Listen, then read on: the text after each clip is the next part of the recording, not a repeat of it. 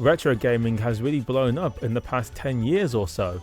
Many people want to rediscover their love for consoles they used back in their childhood days or from years gone by. Sadly, in 2024, many people are realizing the games don't look so hot on a modern display, or even worse, their displays have no analog connections at all. As a result, if you haven't used a retro system for a while, which cable should you use to get the best out of a chosen platform? In today's video, we will be looking at the PlayStation and the 3 common analog cables used to display video. We have Composite, S-Video and RGB SCART. Testing a few games out, we can see how the cables fare against each other. The OSSC will output the RGB SCART cable, while the Retroscaler 2X will output S-Video and Composite. All upscalers use the 2X mode for the 288p games since all were power copies, and 576i games were all tested in pass-through mode with OBS using the YADIF 2X setting for deinterlacing the picture. Let's go!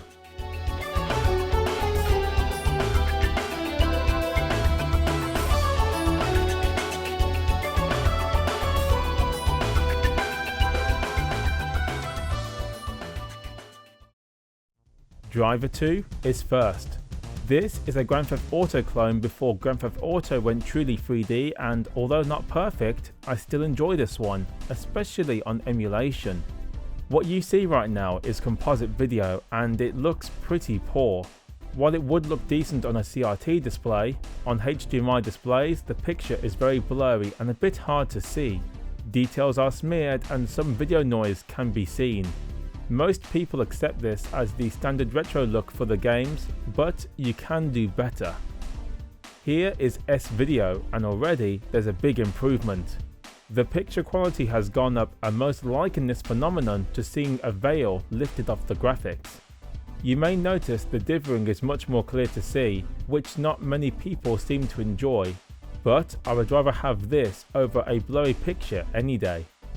RGB SCART is even sharper and very nice to use on high quality displays. If it looks a bit too sharp, you can always dial in the settings on your display. The color output and overall picture quality sees another jump up, making this the ideal choice for gaming on HDMI displays.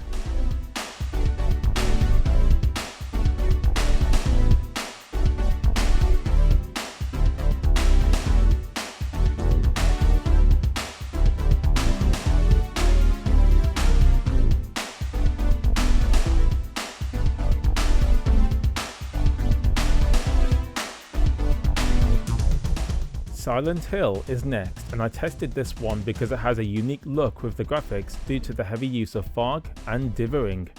Composite is first, and strangely, even though the cable is known for blurring or blending the dithering effect, here I could still see it. As usual, we have a blurry picture with picture noise thrown in for good measure. On a CRT display the game would look fine, but on HDMI, Composite is not the best fit for this setup. S-Video really pops in comparison. Look at the two side by side. S-Video does a great job improving the graphics. It's much clearer to look at, and although the dithering is easier to see now, overall this is a big step forward in making the game decent to look at in 2024. RGB SCART is very sharp, more so than I anticipated. With all three compared, RGB is far ahead. It's a shock how much clearer it is compared to S-Video. The color output is slightly different too, although the OSSC upscaler is better than the Retroscaler 2X at color output. Even so, the difference is rather telling.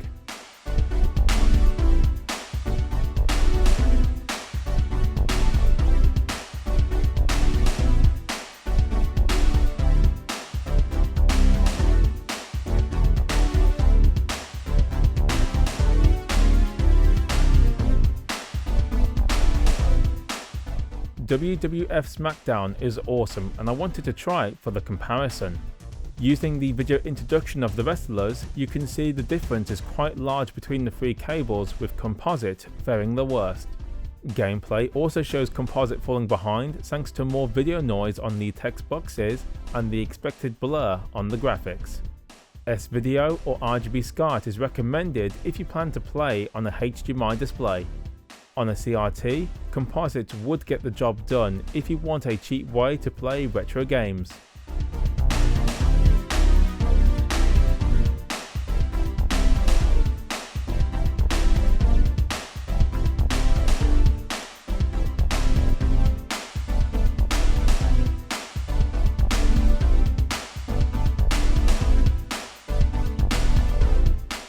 TOCA World Touring Cars is one of my favourite PlayStation games, and this has widescreen support.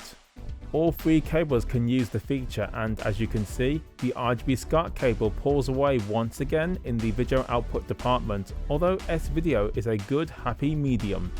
It's a huge improvement over Composite for sure, and is cheaper to find than RGB SCART.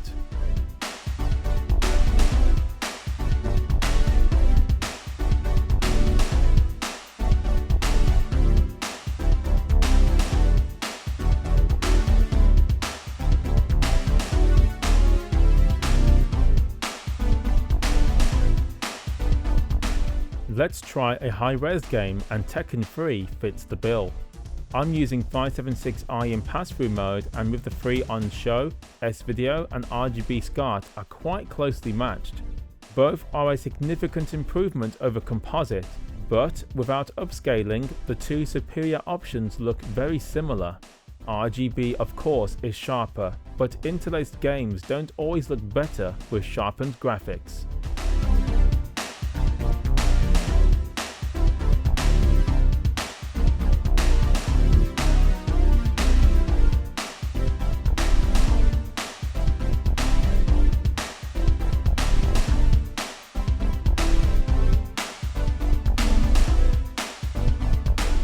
Let's see if Time Crisis shows a difference.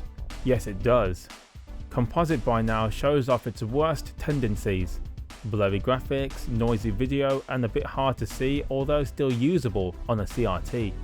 S-Video is a good improvement on Composite, and the game looks the part. I definitely suggest those of you wanting better video output to look into S-Video, as it is cheaper than RGB SCART.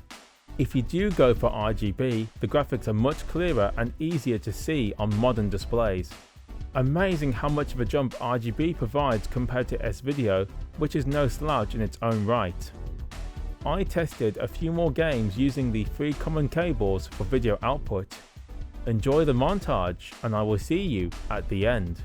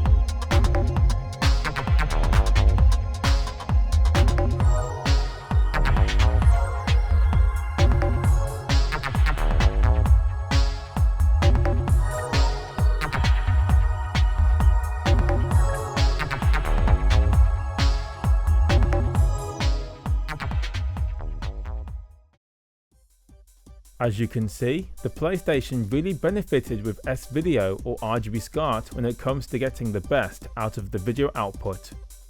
I completely understand that many people looking for pure nostalgia will go with a CRT setup with Composite, and that's fine. The thing is, many people do not have a CRT anymore, and for those who want to play retro consoles on a modern display, I suggest getting a decent upscaler and opting for at least S-Video to get a nice experience in 2024 and beyond. If your budget allows for RGB SCART cables or even component, getting a custom one from Retro Gaming Cables in the United Kingdom is a good place to start. I love RGB and it provides the best quality on a technical level for the PlayStation, but your preferences and setups will dictate otherwise. What do you folks think of this video? Tell me in the comments, and I hope you all have a happy new year for 2025.